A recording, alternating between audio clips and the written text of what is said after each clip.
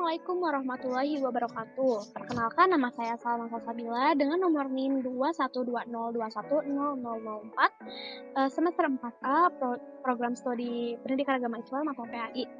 Nah, di sini saya akan menjelaskan materi mata kuliah Perencanaan Pengajaran PAI yang berjudul Desain, Evaluasi, dan Remedial. Baik, kita lanjut ke materi yang pertama. Nah, ada pengertian evaluasi pembelajaran.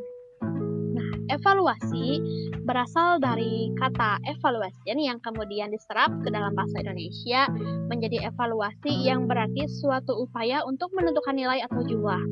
Nah, dapat disimpulkan ya, evaluasi adalah kegiatan untuk mengumpulkan informasi tentang bekerjanya sesuatu yang selanjutnya informasi tersebut digunakan untuk menentukan alternatif yang terlihat dalam mengambil sebuah keputusan.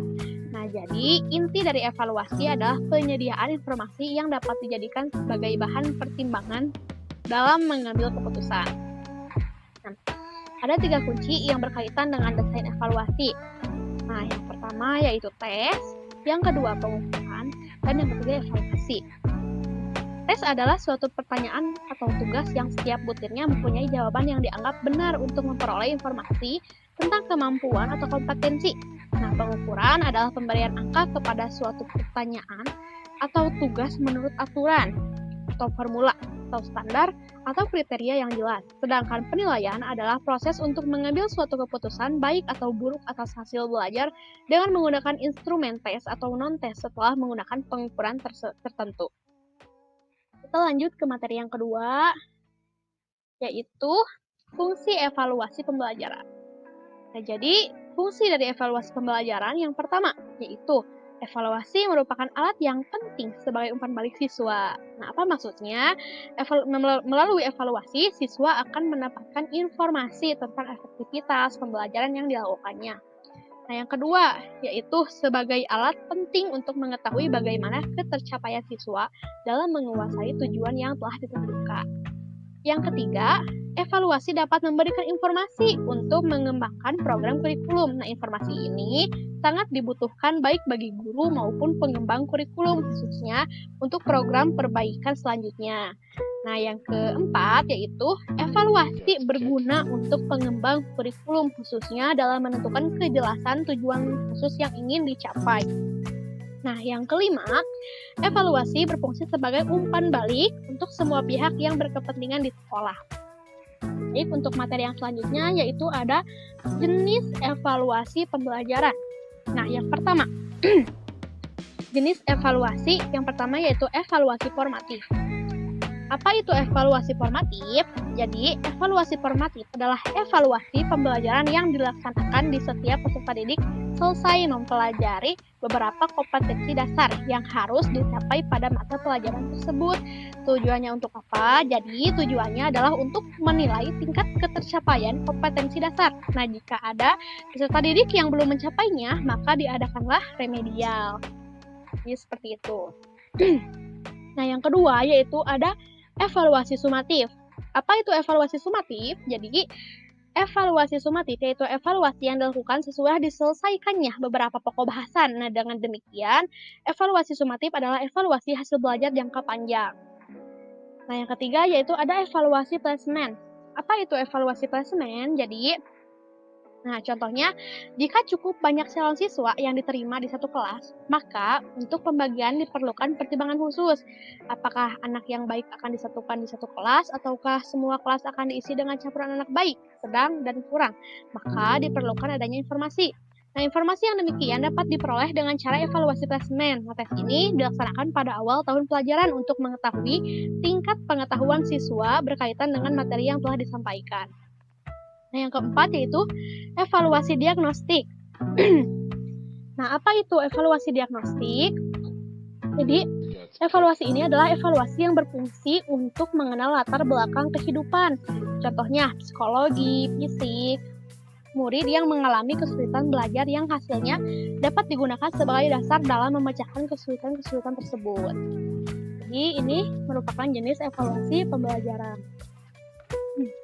Nah, untuk selanjutnya, ada teknik evaluasi pembelajaran. Nah, ini ada teknik evaluasi pembelajaran tes ya, yang pertama. Nah, apa itu pengertian dari tes?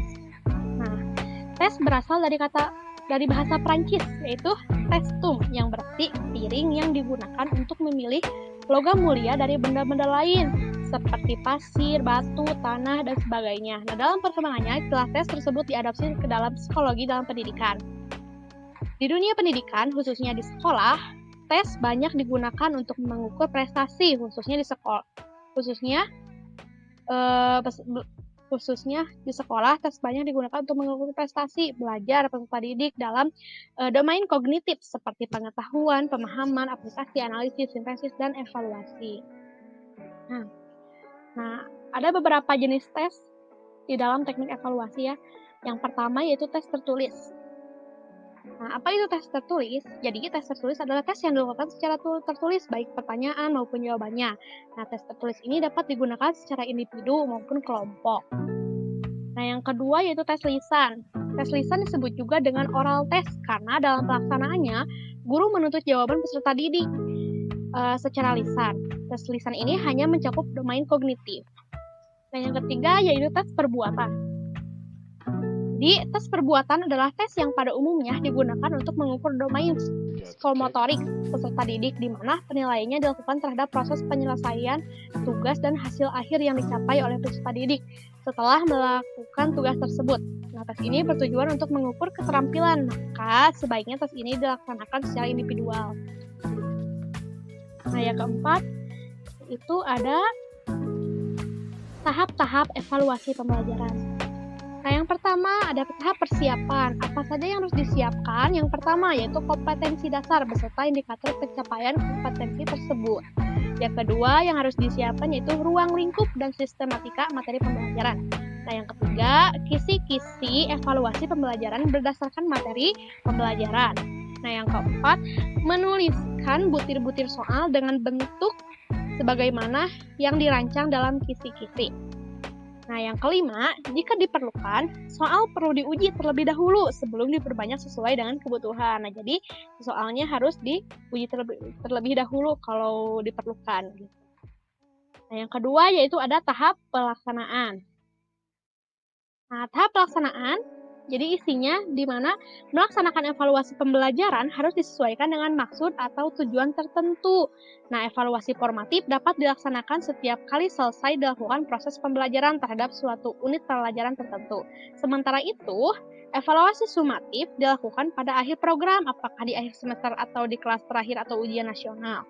Sedangkan, evaluasi diagnostik dilaksanakan sesuai dengan kondisi dan kebutuhan peserta didik. Nah, yang ketiga ada tahap pemeriksaan. Nah, dalam tahap ini dilakukan penentuan dan pengolahan angka atau skor melalui kegiatan koreksi. Nah, dalam mengoleksi hasil pekerjaan peserta didik, seharusnya guru membuat dan menggunakan kunci jawaban, baik untuk evaluasi dengan tes objektif maupun tes uraian. Nah, hal ini di samping untuk mempermudah pemeriksaan juga untuk menghindari unsur subjektif dalam memberi angka. Nah, angka yang diperoleh dari hasil pemeriksaan masih dalam bentuk angka mentah. Agar angka masuk atau angka terjabar dapat diperoleh, maka perlu dilakukan pengolahan dengan menggunakan aturan-aturan tertentu. Sekarang kita lanjut ke pembahasan tentang remedial. Nah, ini ada fungsi remedial. Nah, fungsi remedial yang pertama ada fungsi korektif. Nah, fungsi korektif. Nah, pengerjaan remedial mempunyai fungsi korektif.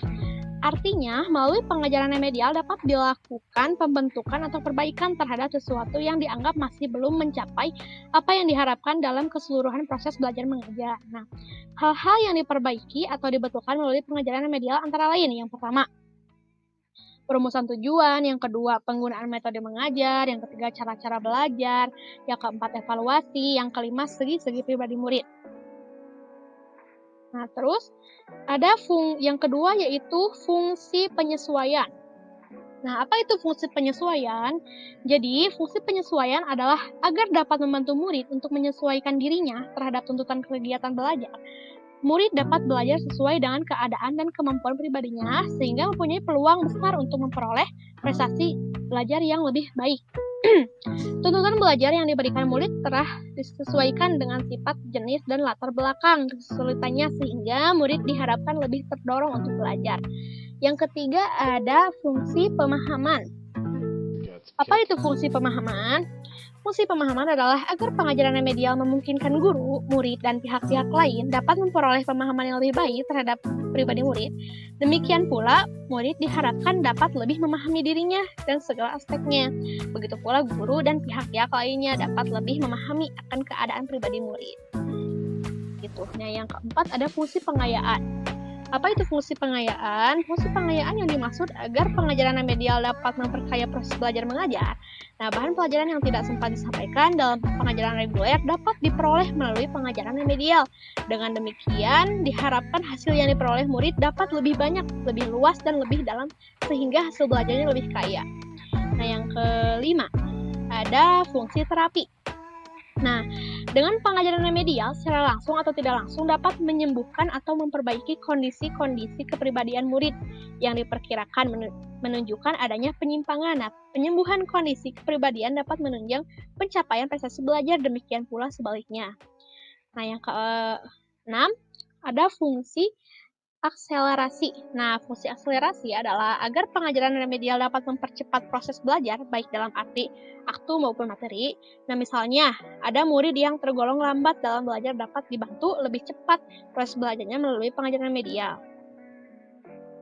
Nah, ada juga kelompok siswa yang masuk dalam pembelajaran remedial. Nah, yang pertama, kemampuan mengingatnya relatif kurang. Nah, yang kedua, perhatian yang sangat kurang dan mudah terganggu dengan sesuatu yang lain di sekitarnya pada saat belajar. Yang ketiga, secara relatif lemah kemampuan memahami secara menyeluruh. Yang keempat, kurang dalam motivasi diri dalam belajar. Yang kelima, lemah dalam kemampuan memecahkan masalah. Yang keenam, kurang dalam hal kepercayaan diri dan rendah harapan dirinya. Yang ketujuh, sering gagal dalam menyimak suatu gagasan dari suatu informasi. Yang kedelapan, mengalami kesulitan dalam memahami suatu konsep yang relevan. Yang kesembilan, memerlukan waktu relatif lama daripada yang lainnya untuk menyelesaikan tugas-tugas. Yang kesepuluh, mengalami kesulitan dalam memahami suatu konsep yang abstrak. Nah, itu semua merupakan contoh kelompok siswa yang masuk dalam pembelajaran remedial. Nah, yang selanjutnya ada prinsip-prinsip remedial. Nah, apa saja prinsip-prinsip remedial? Yang pertama yaitu merancang berbagai kegiatan pembelajaran remedial untuk siswa dengan bervariasi. Nah, yang kedua yaitu merancang belajar bermakna, misalnya kuis, games, dan sebagainya. Yang ketiga yaitu pemilihan pendekatan pembelajaran. Yang keempat, memberikan arahan yang jelas untuk menghindari kebingungan siswa. Yang kelima, merumuskan gagasan utama sesuai dengan kesulitan yang dialami siswa. Yang keenam, meningkatkan keinginan belajar dan motivasi kepada siswa. Yang ketujuh, mendorong siswa berpartisipasi aktif dalam kelas. Yang kedelapan, memfokuskan pada proses belajar. Yang kesembilan, memperlihatkan kepedulian terhadap individu siswa. Nah, baik. Ini yang terakhir yaitu kesimpulannya. Nah, jadi kesimpulannya, evaluasi berasal dari kata evaluation yang kemudian diserap ke dalam bahasa Indonesia menjadi evaluasi yang berarti suatu upaya untuk menentukan nilai atau jumlah. Nah, yang kedua, evaluasi harus dilakukan secara berhati-hati, bertanggung jawab, menggunakan strategi, dan dapat dipertanggungjawabkan. Yang ketiga, nah fungsi dari evaluasi yaitu sebagai alat yang penting sebagai umpan balik bagi siswa. Melalui evaluasi, siswa akan mendapatkan informasi tentang efektivitas pembelajaran yang dilakukannya. Nah, yang keempat yaitu jenis-jenis dari evaluasi pembelajaran, yaitu evaluasi formatif, evaluasi sumatif, evaluasi klasmen, dan evaluasi diagnostik. Nah, terus ada lagi teknik yang dapat dirancang oleh guru dalam evaluasi pembelajaran, yaitu teknik evaluasi pembelajaran tes dan teknik evaluasi pembelajaran non-tes. Nah, terus dalam merancang langkah-langkah evaluasi pembelajaran terdiri dari 3 tahapan. Ada tahap persiapan, tahap pelaksanaan, dan tahap pemeriksaan. Terus ada juga kelemahan atau kekurangan dalam pelaksanaan pembelajaran yang diketahui dari hasil tes formatif, sumatif, klasmen, dan diagnostik dapat diimbangi melalui pengajaran remedial. Yang kelima, pengajaran remedial memiliki fungsi korektif penyesuaian pemahaman, pengerjaan, terapi, dan akselerasi. Nah, baik, sekian materi dari saya. Mohon maaf apabila banyak kekurangan. Wassalamualaikum warahmatullahi wabarakatuh.